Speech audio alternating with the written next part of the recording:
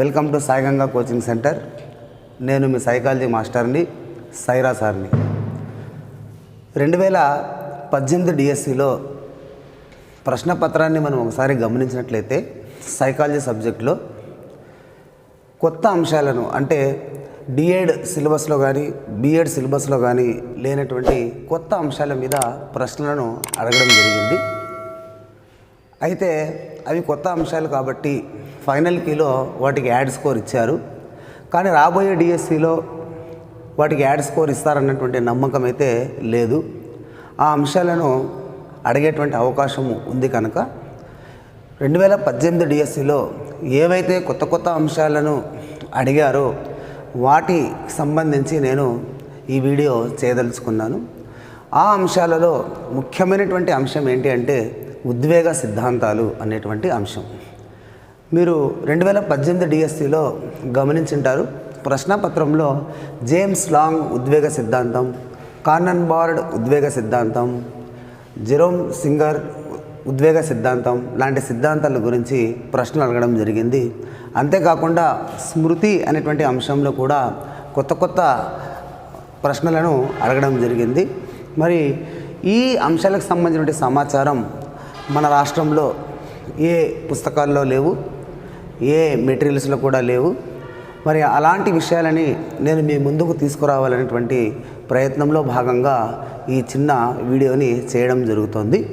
మరి ఈరోజు క్లాస్లో నేను ఉద్వేగ సిద్ధాంతాల గురించి చెప్పదలుచుకుంటున్నాను. మరి ఆ ఉద్వేగ సిద్ధాంతాలను గురించి మీరు చక్కగా అర్థం చేసుకుంటారని నేను ఆశిస్తున్నాను. సో ఇప్పుడు మనం 2018 డిఎస్సిలో కొత్తగా అడిగినటువంటి అంశమైనటువంటి ఉద్వేగ సిద్ధాంతాల గురించి మనము మాట్లాడుకోబోతున్నాం. Emotional theories. ఈ సిద్ధాంతాలు చాలా ఉన్నాయి. ఈ సిద్ధాంతాలు అయితే అందులో ముఖ్యమైనటువంటి సిద్ధాంతాలు 3. ఈ మూడింటి గురించి పరిచయం మనకు 2018 డిఎస్సిలో జరిగింది కనుక ఈ 3 సిద్ధాంతాల గురించి మనం ఇక్కడ మాట్లాడుకుందాం. అందులో మొదటి సిద్ధాంతం జేమ్స్ లాంగ్ సిద్ధాంతం. జేమ్స్ లాంగ్ సిద్ధాంతం మొదటిది. రెండో సిద్ధాంతం కార్నన్ బార్డ్ సిద్ధాంతం. మూడో సిద్ధాంతం స్కాచర్ సింగర్ సిద్ధాంతం. ఇవి 3 ఉద్వేగ సిద్ధాంతాలు. ఈ సిద్ధాంతాలు దేని గురించి తెలియజేస్తాయి ఉద్వేగాలకు సంబంధించి అంటే, ఉద్వేగాలు వ్యక్తిలో ఎలా పుడతాయి అన్నటువంటి అంశాలను వివరించడానికి ఈ 3 సిద్ధాంతాలు కూడా ప్రయత్నం చేయడం జరిగింది. ఒక్కొక్క సిద్ధాంతము ఒక్కో విధంగా మనిషిలో ఉద్వేగాలు ఎలా ఉద్భవిస్తాయి అని చెప్పడం జరిగింది. వాటి గురించి మనం ఇప్పుడు క్షుణ్ణంగా మాట్లాడుకుందాం. అందులో మనం మొదట జేమ్స్ లాంగ్ థియరీ గురించి ఇప్పుడు మాట్లాడుకోబోతున్నాం.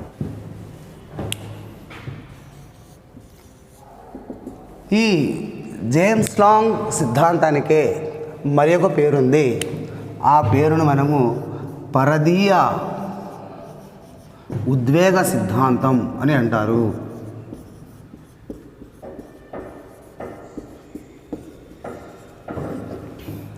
ఈ సిద్ధాంతాన్ని విలియం జేమ్స్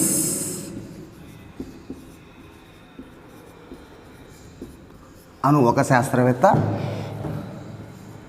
కార్ల్ లాంగ్ అనే 2 శాస్త్రవేత్తలు కలిసి ఈ సిద్ధాంతాన్ని ప్రతిపాదించడం జరిగింది కనుక ఈ సిద్ధాంతానికి జేమ్స్ లాంగ్ ఉద్వేగ సిద్ధాంతం అని అంటారనమాట. మరి ఇంతకు ముందే మనం మాట్లాడుకున్నట్లు ఈ సిద్ధాంతాలు దేని గురించి చెప్పబోతున్నాయి అంటే, ఒక మనిషిలో ఉద్వేగం అనేటువంటిది ఎలా ఏర్పడుతుంది అని చెప్పడానికి ప్రయత్నం చేసినట్టువే ఈ సిద్ధాంతాలు.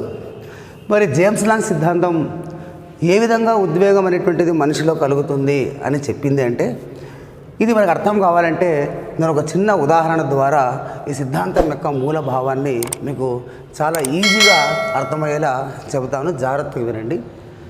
మనం ఉన్నపలంగా సడన్గా ఒక పులిని చూసామనుకుందాం. పులిని చూసిన వెంటనే భయపడి పరిగెత్తుతామా లేదా పరిగెత్తిన తర్వాత భయపడతామా? ఒకసారి ఆలోచించండి.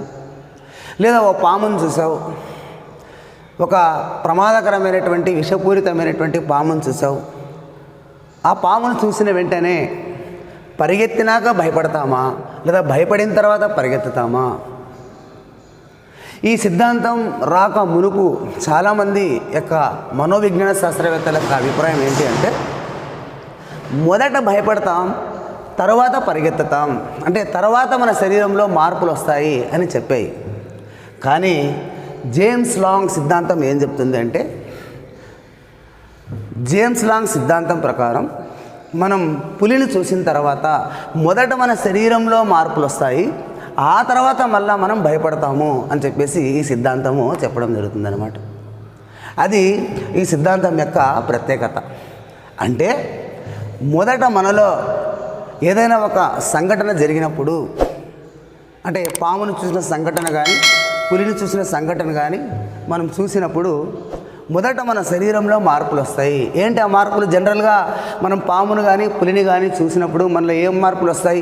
గుండె వేగంగా కొట్టుకోవడం, తర్వాత శ్వాస పెరగడం, శరీరం వణకడం, ఆ తర్వాత పరిగెత్తడం, ఇలాంటి శారీరక మార్పులు వస్తాయి. ఆ మార్పుల వల్ల భయం అనే ఉద్వేగము వస్తుంది అని ఈ సిద్ధాంతము చెప్పడము జరుగుతుందన్నమాట. మరి ఈ సిద్ధాంతం యొక్క మూల భావాన్ని మనం ఏ విధంగా రాసుకోవచ్చు అంటే, జాగ్రత్తగా వినండి.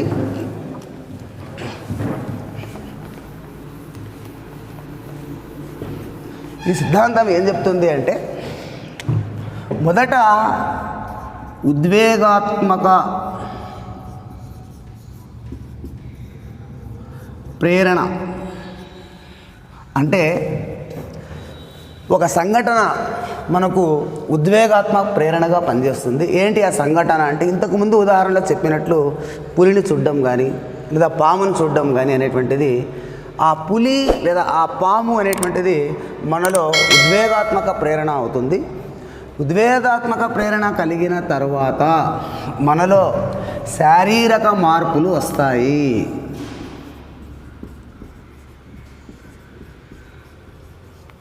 శారీరక మార్పులు వస్తాయి, లేదా శారీరక మార్పులు లేదా శారీరక ప్రతిస్పందనలు అని కూడా అనవచ్చు. శారీరక ప్రతిస్పందనల తర్వాతనే మనలో ఉద్వేగం అనేటువంటిది కలుగుతుంది. ఇది ఈ సిద్ధాంతం యొక్క, జేమ్స్ లాంగ్ సిద్ధాంతం యొక్క మూల భావాన్ని మనము ఈ విధంగా చూపించవచ్చు. జాగ్రత్తగా వినండి. ఉద్వేగాత్మక ప్రేరణ మనిషిలో కలిగినప్పుడు మొదట శారీరక మార్పులు వస్తాయి, ఆ తర్వాత ఉద్వేగం అనేటువంటిది కలుగుతుంది అనేటువంటిదే ఈ సిద్ధాంతం యొక్క ముఖ్యమైనటువంటి భావన. ఎగ్జాంపుల్, ఉద్వేగాత్మక ప్రేరణకు ఉదాహరణ పామును చూడడం.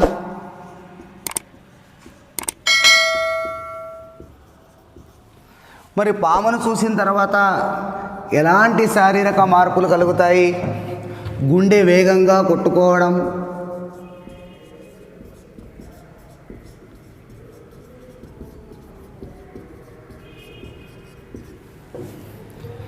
శ్వాస వేగం పెరగడం,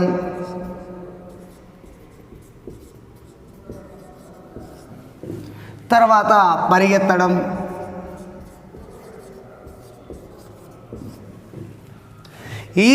ఇలాంటి శారీరక మార్పులు జరిగిన అనంతరమే మనలో భయం అనేటువంటి ఉద్వేగం కలుగుతుంది. మరి డిఎస్సిలో ఈ సిద్ధాంతం సంబంధించి ఎలాంటి ప్రశ్న అడగడానికి అవకాశం ఉంది? ఓసారి మనం గమనించినట్లయితే సింపుల్ ప్రశ్న అడగచ్చు.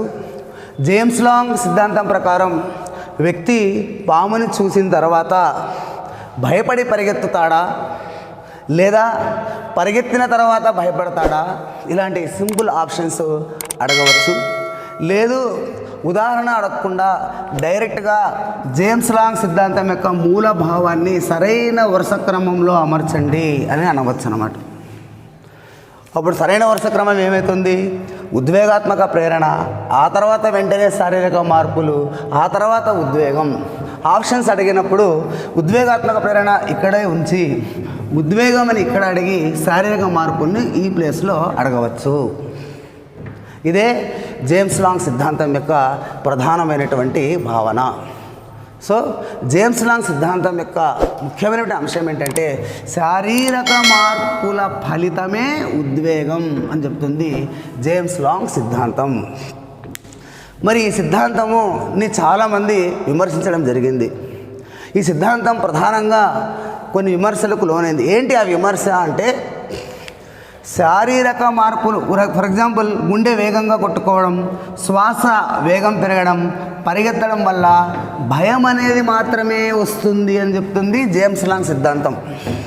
కానీ ఇలాంటి శారీరక మార్పులు వేరే సంఘటనల్లో కూడా రావచ్చు. ఫర్ ఎగ్జాంపుల్ మనం వ్యాయామం చేస్తుంటాం. వ్యాయామం చేసినప్పుడు కూడా గుండె వేగంగా కొట్టుకుంటుంది, శ్వాస వేగం పెరుగుతుంది. మరి అలాంటప్పుడు భయమనే వస్తుందని మనము చెప్పలేం కదా. కాబట్టి ఈ సిద్ధాంతము ప్రధానంగా ఈ విమర్శను ఎదుర్కొంది. శారీరక మార్పులు ఉద్వేగాన్ని కలిగించవు అని చాలామంది ఈ సిద్ధాంతాన్ని విమర్శించడము జరిగింది.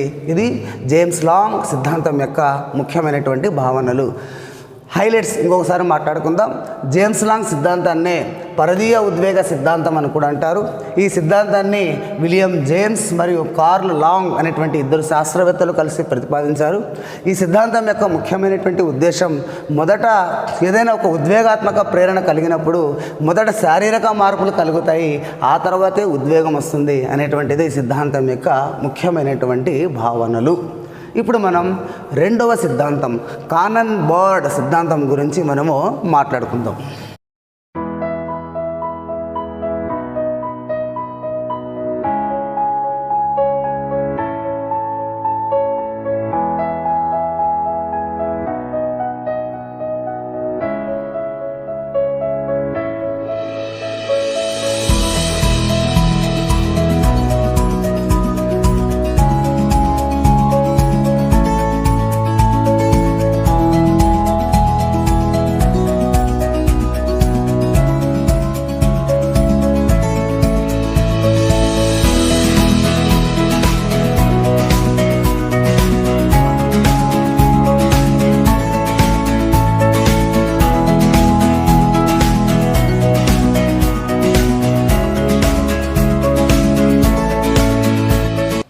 ఇప్పుడు మనం రెండవ ఉద్వేగ సిద్ధాంతం గురించి తెలుసుకుందాం. ఆ సిద్ధాంతమే కానన్ బార్డ్ సిద్ధాంతం.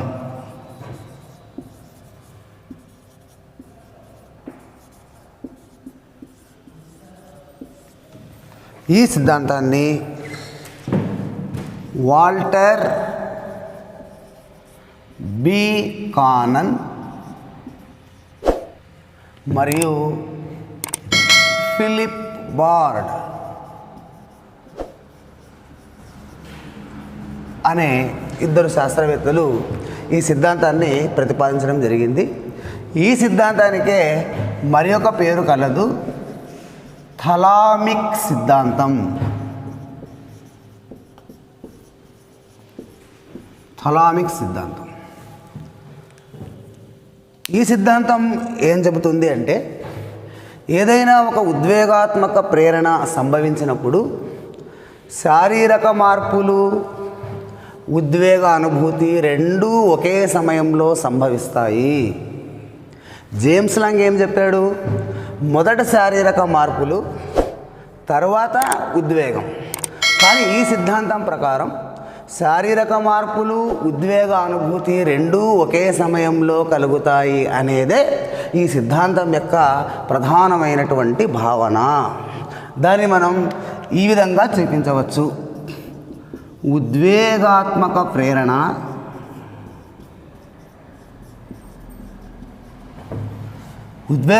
ప్రేరణ కలిగినప్పుడు శారీరక మార్పులు, లేదా శారీరక ప్రతిస్పందనలు, ఉద్వేగానుభూతి.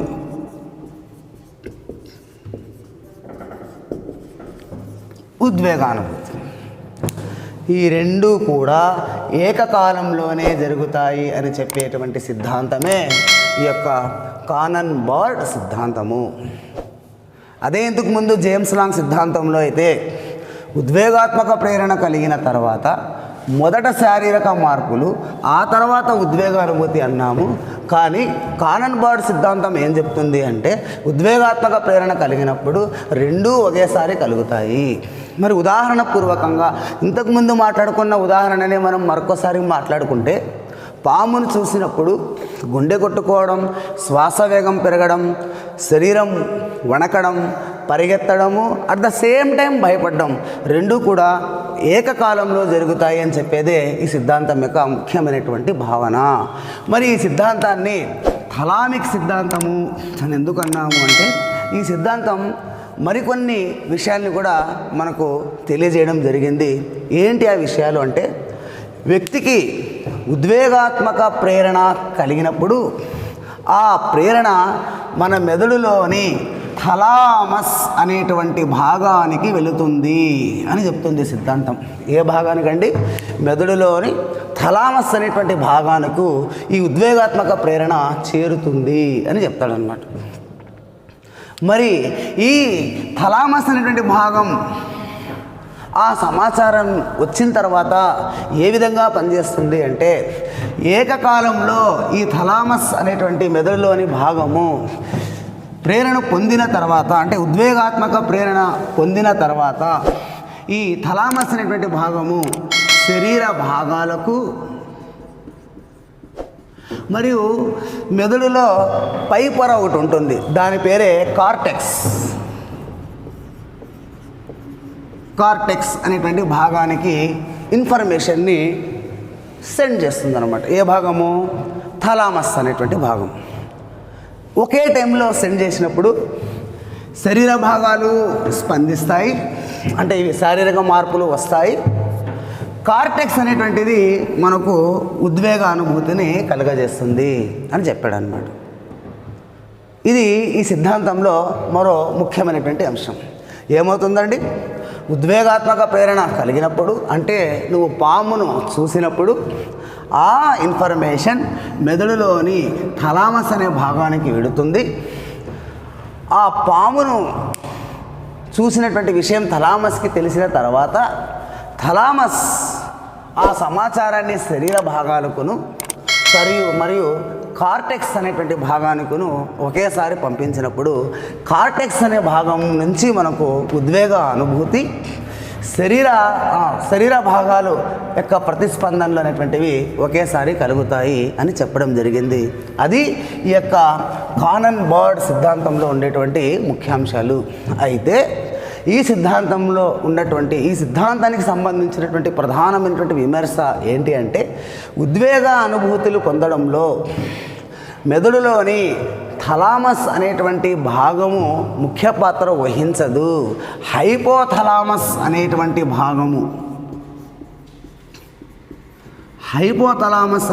భాగము మరియు లింబిక్ వ్యవస్థ, ఈ రెండు ఉద్వేగ అనుభూతి పొందడంలో ముఖ్యమైన పాత్ర పోషిస్తాయే కానీ థలామస్ అనేటువంటి భాగము ముఖ్య పాత్ర పోషించదు అని చెప్పేసి శరీర ధర్మశాస్త్రవేత్తలు ఈ సిద్ధాంతాన్ని పూర్తిగా విమర్శించడము జరిగింది. దీంతో మనం ఈ సిద్ధాంతాన్ని గురించి కూడా క్లియర్గా మాట్లాడడం జరిగింది.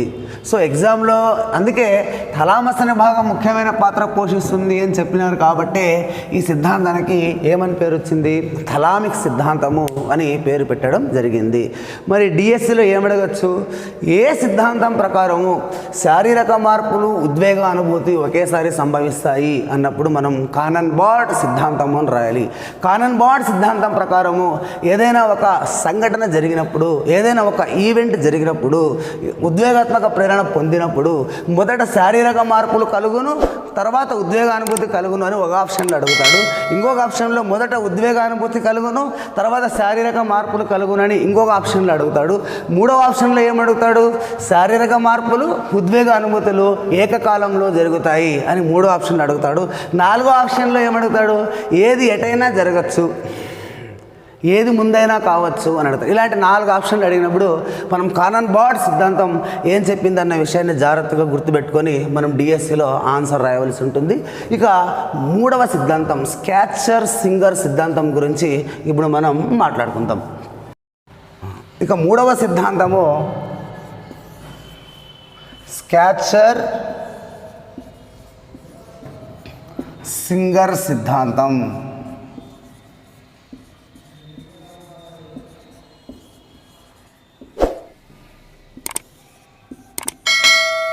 ఈ సిద్ధాంతానికి మరి ఒక 2 పేర్లు ఉన్నాయి. అదే సంజ్ఞానాత్మక మదింపు సిద్ధాంతం,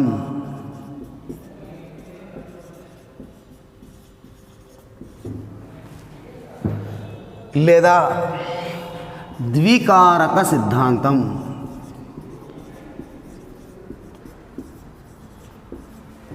అంటే స్కాచర్ సింగర్ ఉద్వేగ సిద్ధాంతం అన్నా, సంజ్ఞానాత్మక మదింపు సిద్ధాంతం అన్నా, ద్వికారక సిద్ధాంతం అన్నా ఒక్కటే.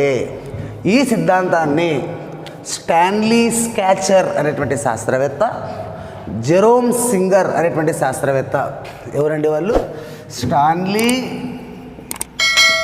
స్కాచర్ అనేటువంటి మనోవిజ్ఞాన శాస్త్రవేత్త, తర్వాత జెరోమ్ సింగర్ అనేటువంటి శాస్త్రవేత్త, ఇద్దరూ కలిసి ఈ సిద్ధాంతాన్ని ప్రతిపాదించడం జరిగింది.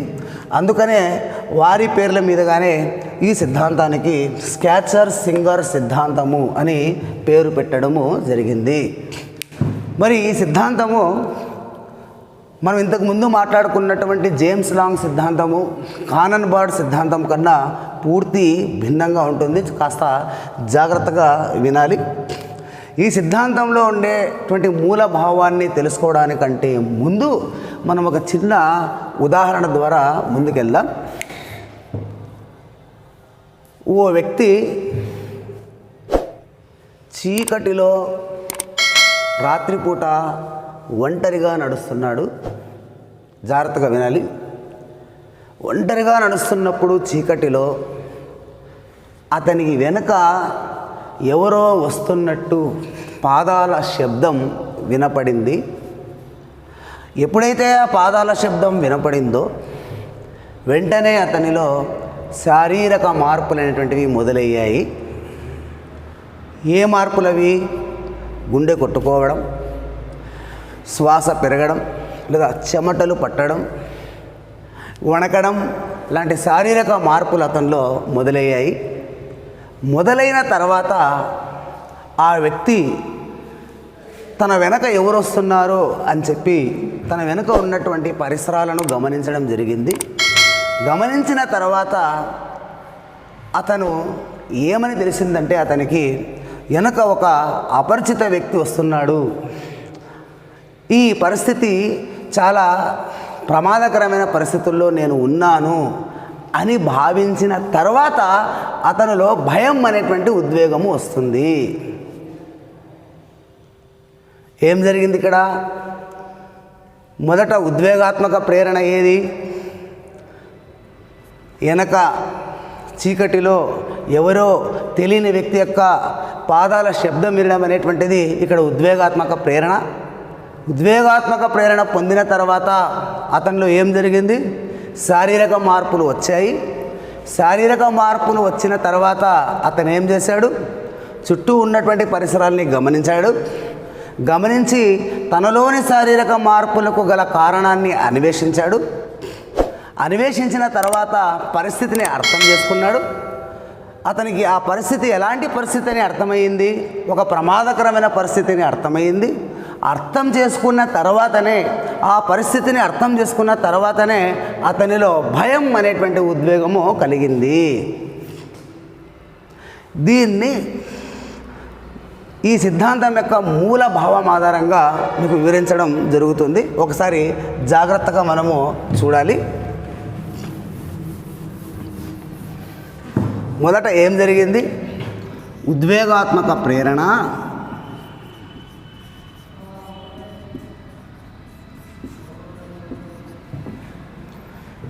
శారీరక మార్పులు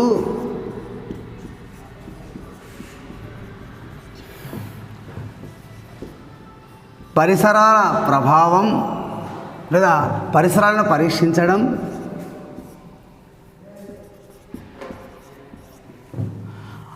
ఈ రెండూ కలిగిన తర్వాత, అంటే వ్యక్తి ఉద్వేగాత్మక ప్రేరణ పొందినప్పుడు తనలో శారీరక మార్పులు కలిగినాయి. శారీరక మార్పులు కలిగినప్పుడు తన చుట్టూ ఉన్నటువంటి పరిసరాల్లోని పరిస్థితులను అతను పరీక్షించాడు. తన చుట్టూ ఉన్నటువంటి పరిసరాలలోని పరిస్థితులను పరీక్షించి తన శారీరక మార్పులకు గల కారణాలను అన్వేషించి ఆ పరిస్థితి తనకు ఏం జరగబోతోంది, ఆ పరిస్థితి వల్ల ప్రమాదం జరగబోతోంది అని ఊహించాడు. అలా ఊహించడాన్నే మనము ఏమంటామంటే సంజ్ఞానాత్మక మదింపు అని అంటారు.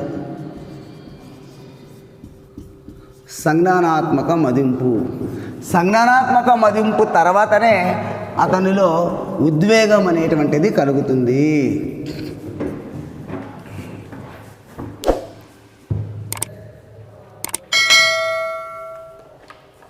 జాగ్రత్తగా వినండి.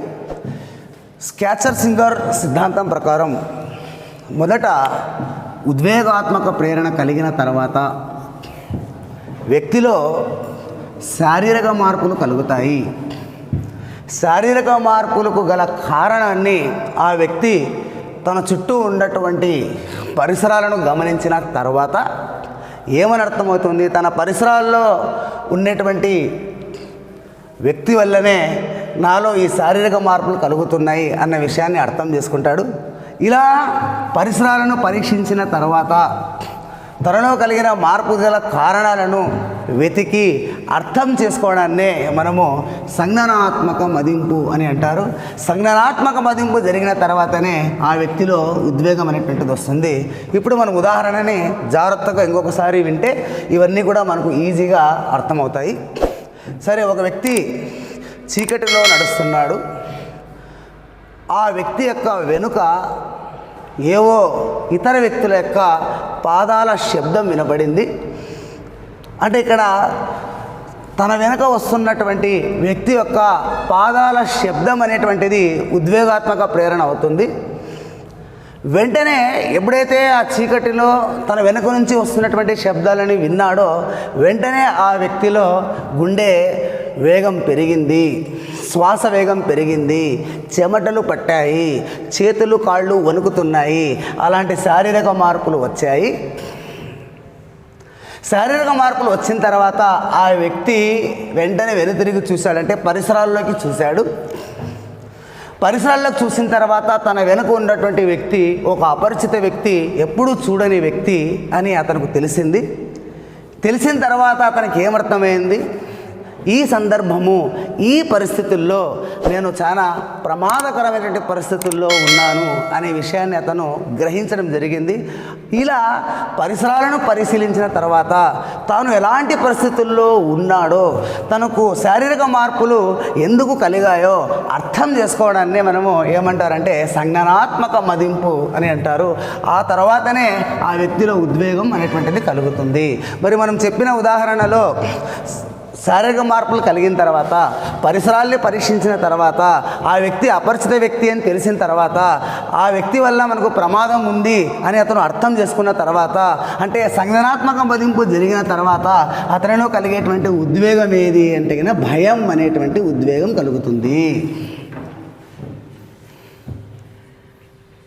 అయితే మొదట చెప్పినటువంటి జేమ్స్ లాంగ్ సిద్ధాంతానికిను ఇప్పుడు చెప్పినటువంటి స్కాచర్ సిద్ధాంతానికి ఏమైనా పోలికలు ఉన్నాయా లేదా ఏమైనా తేడాలు ఉన్నాయా? ఇవన్నీ నేను ఈ సిద్ధాంతం ముగించిన తర్వాత 3 సిద్ధాంతాలని కంపేర్ చేస్తూ మీకు కన్క్లూజన్ ఇవ్వడం జరుగుతుంది. ఈ సిద్ధాంతం మీకు నేను అర్థమైందని అనుకుంటున్నాను. ఇక్కడ మనం బాగా గమనించాలి. శారీరక మార్పులు అంటే గుండె కొట్టుకోవడం,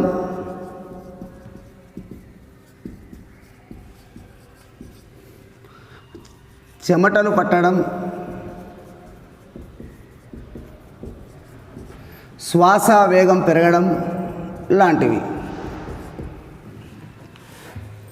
జేమ్స్ లాంగ్ సిద్ధాంతాన్ని ఒకసారి మనం గుర్తు తెచ్చుకుంటే, జేమ్స్ లాంగ్ సిద్ధాంతం ప్రకారం గుండె కొట్టుకోవడము, చెమటలు పట్టడము, శ్వాస వేగం పెరగడము లాంటి శారీరక మార్పులు కలిగినప్పుడు వచ్చే ఉద్వేగం భయం మాత్రమే అని చెప్తుంది జేమ్స్ లాంగ్ సిద్ధాంతం. కానీ స్కాచర్ సింగర్ సిద్ధాంతం ఏం చెప్తుంది అంటే, శారీరక మార్పులు వచ్చినప్పుడు, ఇవే శారీరక మార్పులు వచ్చినప్పుడు పరిసరాలలో ఉండేటువంటి పరిస్థితుల్ని బట్టి అతనిలో ఉద్వేగం అనేటువంటిది కలుగుతుంది అని చెప్తాడనమాట. ఫర్ ఎగ్జాంపుల్, మనం వ్యాయామం చేస్తుంటాం. వ్యాయామం చేసినప్పుడు కూడా ఇలాంటి శారీరక మార్పులే మనలో కలుగుతాయి. మరి అప్పుడు భయం వస్తుందా అంటే రాదు. మరి మనం ఒక సంగీత కచేరీలో పాల్గొన్నాం, లేదా ఒక సంగీత పోటీలో పాల్గొన్నాం. అలాంటప్పుడు కూడా మనం పోటీలో పాల్గొంటూ గుండె కొట్టుకోవడం, చెమటలు పట్టడం, శ్వాస వేగం లాంటివి వస్తాయి. వచ్చినప్పుడు మనకప్పుడు అక్కడ భయం అనే ఉద్వేగం కన్నా ఎక్కువగా ఎగ్జైట్మెంట్ అనేటువంటి ఉద్వేగం, అంటే ఉత్తేజం అనేటువంటి ఉద్వేగం మనకు ఎక్కువగా ఉంటుంది. అంటే మనం ఏదైనా ఉత్తేజంలో ఉన్నప్పుడు కూడా మనకు ఇలాంటి గుండె కొట్టుకోవడం అనేటువంటిది, అంటే గుండె కొట్టుకోవడం యొక్క వేగం పెరగడం అనేటువంటిది మనము గమనిస్తాం. అదే జేమ్స్ లాంగ్ థియరీ ఏం చెప్తుంది, ఈ 3 లక్షణాలు కనబడితే, ఇలాంటి లక్షణాలు కనబడితే భయం అనేటువంటి ఉద్వేగం మాత్రమే వస్తుంది అంటాడు. కానీ స్కాచర్ సింగర్ అనేటువంటి వాడు శారీరక మార్పులు సేమ్ కావచ్చు, కానీ పరిసరాల ప్రభావాన్ని బట్టి, పరిసరాల్లో ఏం జరిగిందో ఆ సంఘటనను బట్టి సంజ్ఞానాత్మక మదింపు జరిగిన తర్వాత ఉద్వేగం అనేటువంటిది మారుతుంది అని చెప్తుంది ఈ స్కాచర్ సింగర్ సిద్ధాంతం. ఇప్పుడు 3 సిద్ధాంతాలని నేను కంపేర్ చేస్తూ మీకు చెప్తాను, జాగ్రత్తగా వినండి. స్కాచర్ సింగర్ సిద్ధాంతంలో కూడా కొన్ని లోపాలను వెతికి చూశారు. ఏంటి ఆ లోపం అంటే, స్కాచర్ సింగర్ సిద్ధాంతము ఉద్వేగాల పుట్టుకలో కేంద్ర నాడీ వ్యవస్థ యొక్క ప్రభావాన్ని సరిగా చెప్పలేకపోయింది. కేవలం ఈ స్కాచర్ సింగర్ సిద్ధాంతము స్వయం చోదిత నాడీ వ్యవస్థ యొక్క పాత్ర గురించే ఎక్కువగా చెప్పడం జరిగింది. కేంద్ర నాడీ వ్యవస్థ అంటే సెంట్రల్ నర్వస్ సిస్టమ్ యొక్క పాత్రను ఈ సిద్ధాంతము ఎక్కువగా వివరించలేకపోయింది అని చెప్పేసి ఈ స్కాచర్ సింగర్ సిద్ధాంతానికి సంబంధించినటువంటి విమర్శ ఉంది. ఇప్పుడు నేను 3 సిద్ధాంతాలను ఒక్కసారి మీకు కంపారిటివ్గా జస్ట్ కొద్ది నిమిషాల్లోనే చెప్తాను, అప్పుడు మీకు ఇంకా క్లియర్గా అర్థమవుతుంది. మొదటి సిద్ధాంతం జేమ్స్ లాంగ్ సిద్ధాంతం. జేమ్స్ లాంగ్ సిద్ధాంతం ఏం చెప్తుంది, మొదట ఉద్వేగాత్మక ప్రేరణ, తర్వాత శారీరక మార్పులు, తర్వాత ఉద్వేగ అనుభూతి. ఇది జేమ్స్ లాంగ్ సిద్ధాంతం. కానన్ బార్డ్ సిద్ధాంతం ఏం చెప్తుంది, ఉద్వేగాత్మక ప్రేరణ,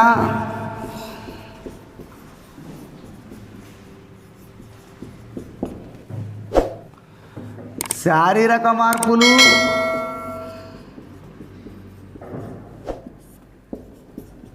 ఉద్వేగ అనుభూతి. రెండు ఒకేసారి జరుగుతాయి. స్కాచర్ సింగర్ సిద్ధాంతం ఏం చెప్తుంది, ఉద్వేగాత్మక ప్రేరణ,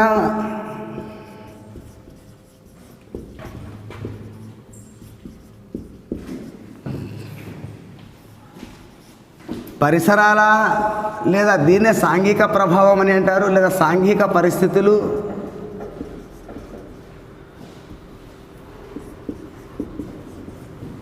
శారీరక మార్పులు,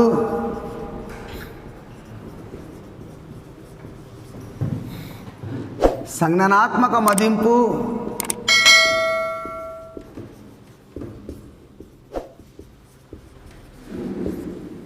తర్వాత ఉద్వేగానుభూతి.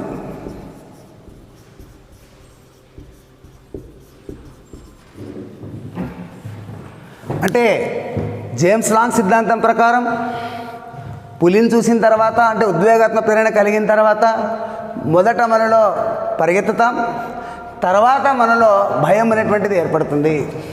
అదే కానన్ బార్డ్ సిద్ధాంతం ప్రకారం పులిని చూసిన తర్వాత పరిగెత్తడము భయపడ్డము రెండు ఒకే సందర్భంలో ఒకే సమయంలో జరుగుతాయి. ఇక్కడ పరిగెత్తిన తర్వాత భయము, ఇక్కడ పరిగెత్తడము భయము రెండూ ఒకేసారి జరుగుతాయి. మరి స్కాటర్ సింగర్ సిద్ధాంతంలో ఉద్వేగాత్మక ప్రేరణ కలిగినప్పుడు శారీరక మార్పులు కలుగుతాయి. శారీరక మార్పులు కలిగిన తర్వాత దానికి కారణాన్ని మనం పరిసరాల్లో వెతుకుతాం. పరిసరాల్లో దాని కారణాన్ని వెతికి ఆ పరిస్థితి మనకు ఎలాంటి ప్రభావాన్ని కలగజేస్తోంది అని అర్థం చేసుకోవడాన్నే మనము సంజ్ఞానాత్మక మదింపు అని అంటాం. సంజ్ఞానాత్మక మదింపు జరిగిన అనంతరమే మనలో ఉద్వేగ అనుభూతి కలుగుతుంది అని చెప్పేదే ఈ స్కాటర్ సింగర్ సిద్ధాంతం.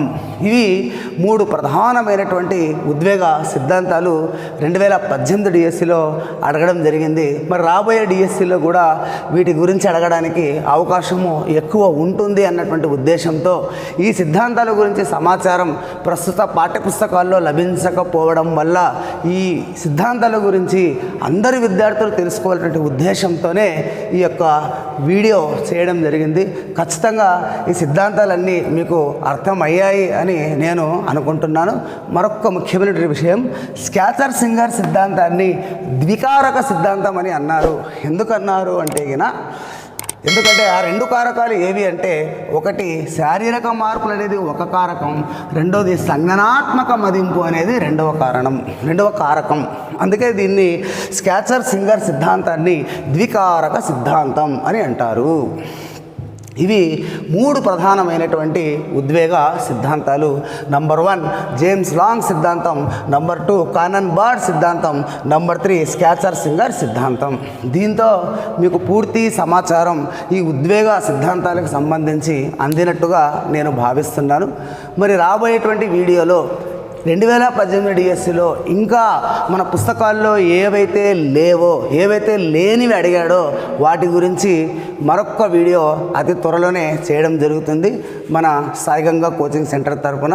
మరి ఈ వీడియో చూసి మీరు ఈ ఉద్వేగ సిద్ధాంతాన్ని చక్కగా అర్థం చేసుకుంటారని నేను ఆశిస్తున్నాను.